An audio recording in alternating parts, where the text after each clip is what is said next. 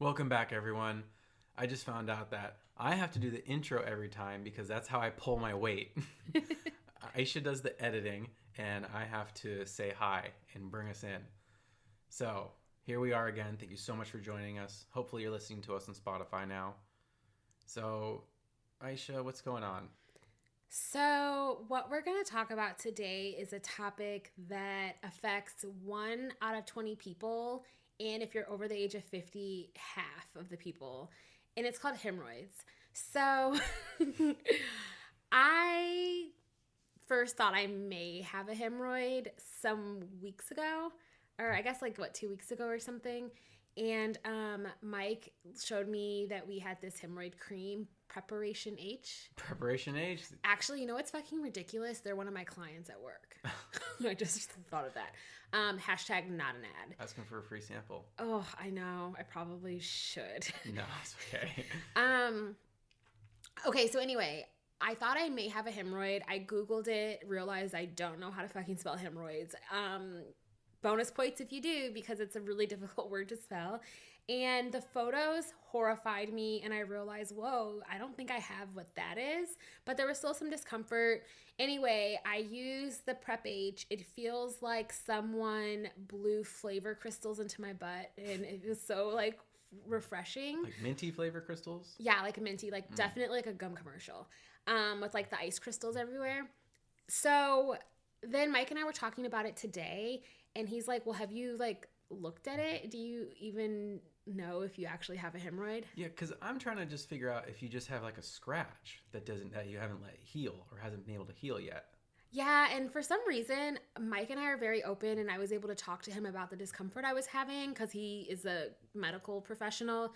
But when he asked me to show him my asshole in a non-sexual way, there was something about it that it just felt so vulnerable, and I was like, I don't want to bend over in front of you so you can spread my asshole open and see if I have a hemorrhoid. I didn't just say, show me your asshole. I said, would you be willing to let me see it? No, I think you said, do you want me to look at it? I may have said that. Yeah. Okay. Okay. So anyway, fast forward to maybe 10 minutes ago. Yeah, 10 I minutes ago. grabbed a mirror.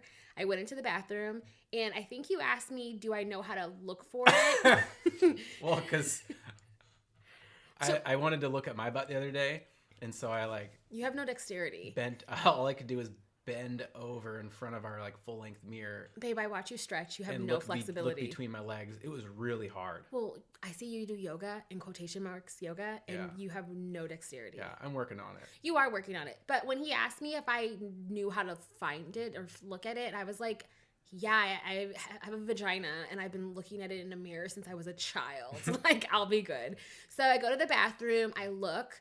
I'm still flexible, so it wasn't that difficult to see it. And I realized, oh, I don't have a hemorrhoid. I actually just have a little scratch, irritation that hasn't healed all the way. But I'm definitely 100% still a balloon knot. So I am not 1 in 20. I'm actually the 19. See, but Mike has a hemorrhoid. So. I got this, I got this little hot spot that one day, that's why we have Prep H in the house. Because all of a sudden I had some discomfort back there. And I looked, and I could see a little area that was a little swollen. Put some Prep H on there, and a day later, first I iced my butthole. How did you ice it? I grabbed an ice pack out of the freezer, and I put it in a plastic bag, and I laid down on my yoga mat on my stomach. Where was I? You were in Vegas. Oh.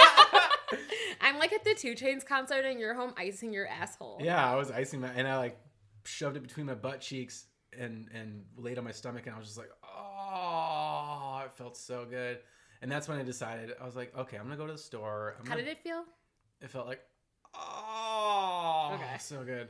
Instant relief. And then I went to the store, got some Prep H, and just a day of that, and it was all better. But did you realize that Prep H has a special cap that you're supposed to use when you insert it? Because when you and I chatted, you just used your finger, right, to apply it on the outside? Yeah, I just needed a little topical. You all. Prep H is amazing, number 1. Number 2, it has this little cap that has all these holes in it, and it's a little long cap, and you twist it onto the tube and you lube it up, and then you kind of squeeze out some of the product and you insert it into your rectum. It feels amazing, and it's weird. The older I get, the more comfortable I am talking about this, but I've had anal discomfort before, if I'm being honest, off and on, and usually associated with like a BM that was kind of like a struggle. BM equals bowel movement. My mom was a nurse growing up, so like I actually learned these terms, but I think I had this hesitation around even the idea that I could potentially have a hemorrhoid, because it just feels like some old people shit.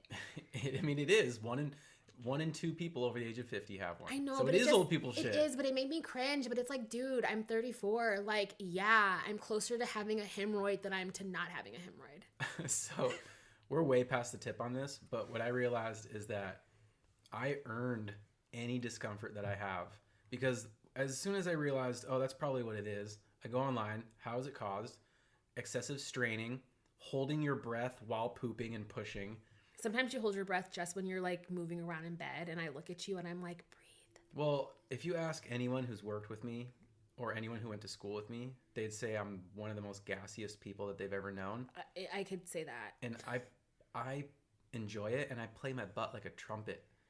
And like it's okay, all the excessive. I don't want to hear anymore. It's all the excessive pushing that I've done in my life that like I've earned that made it. you be the 1 in 20. Yeah. Okay. Like I deserve it. So now I like I just let things happen naturally. I don't try to like push it out and have fun with it anymore.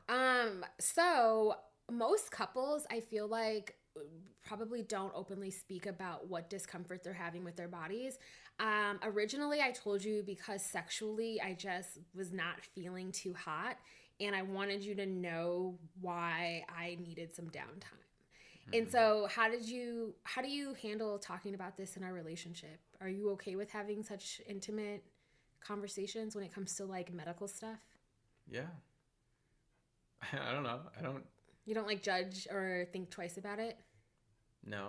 I mean, we're getting married. We want to live together forever. Yeah. Like, I hope, appreciate like, that. So, in other news, I still don't know your Hulu or Netflix passwords. So, I think that there's some level of privacy that I would like to keep, and you don't know the password to my computer, but I unlock it and there's nothing hidden, but it's just like, fuck, can I breathe? Can I have something to myself? I don't know the password on your computer. You're asking me if you can breathe? Like, as if anyone would believe I'm the smothering one. Well, I mean, like, who cares if you don't have the password to Netflix or to Hulu? I put it on your phone. They were my accounts before we got together, and you are given a privilege to have access to them. I know, but I want to be able to like get kicked out of the app and then log back in without having to ask you. Well, get kicked out and then see what happens. Sometimes I don't know I got kicked out until it's too late. You don't get kicked out of the app. One time I got to the airport and I was kicked out. Of which one? Netflix. When was this? Last time I flew. When was that? November. I don't believe you. Then how'd you get back on? Because I didn't add it again. I don't even know if I am on. Or maybe that's when I asked you to put me on and then you still wouldn't give me the password. But you did put me back in. Sounds like couples therapy at this point. I don't think you need the password to accounts that were not yours. Okay. But maybe once we get married, then it'll be different. We'll have like a family plan. Mm-hmm. Maybe once we get married, I'll start Venmo, like sending you a Venmo request for like half. Sure. Because I can send you a request for half the Hulu, for half the Netflix, and half the Spotify. No, I know. You like pay for food. Yeah, I buy food. Yeah, I kind of want Chinese tonight. Really? I know, it's so bad. I'm thawing salmon already. I know, I just really want Chinese food. I mean, you fly, I buy. Will you? Wait, I said that wrong. I meant I'll drive there if you buy. No, I want the first deal. Oh, on a sad note, how are you feeling about Alex Trebek and his stage 4 pancreatic cancer diagnosis that he told everyone about? I did not know how much Mike watched Jeopardy until we moved in together, and it's like his go-to show. So I, by proxy, have watched more than I ever thought. I know who Ken Jennings is. You know what's crazy? I don't like have a deep love for Alex Trebek. in really any kind of way. But I mean, obviously, it's very sad. Like it's a show that you love, and he seems like a non-problematic person who pronounces a lot of words correctly. Yeah, he does have good pronunciation. In terms of someone who's been a part of like our lives and childhoods, he hasn't, to my knowledge, raped any women or been a pedophile or a predator. So on the radio on the way home from work today, they were talking about recently he like chased a guy down a hotel. He like chased a robber down a hotel hallway naked. That's amazing. Wait, he was naked or the robber? Yeah, he was. Alex Trebek was naked chasing some robber down the hallway of a hotel. Wouldn't you have loved to know what he was doing in before that? Like, how was he naked in the hallway? Probably sleeping in his room. Then how did he even get to the robber? I forget. Did you just look at the link, like at the headline? Did you not like click the story? I just heard the headline on the radio. Like, oh, that's right. Even you weren't less. even looking. I didn't even read NPR? it. No, Men's Room 99.9 Okay. on the commute home. NPR is doing their marathon telethon right now. Raise money, and I just can't. I can't listen to that crap. But we listen to NPR all the time, so why are we not donating? Viewers like me. I'm not a viewer like you. Okay, so our challenge for the week is donate to NPR. Ugh. Why? They give really good stories. I know I should. I listen to them all the time. We're gonna do it this week. We are gonna donate every day. Yeah, let's just donate on behalf of our family. Fine. Yeah. Okay, that's good. And then we're gonna go get Chinese food. Are we? I'm thawing salmon. I mean, you can thaw it. We can eat it tomorrow or the day after. We could eat it tomorrow or the day after. Let's do the day after because you have dinner plans tomorrow with Elliot. That's true. What's up, Elliot? Do you listen? No, you don't. Elliot doesn't listen. He's probably working. Yeah. All right. Okay, bye. Bye.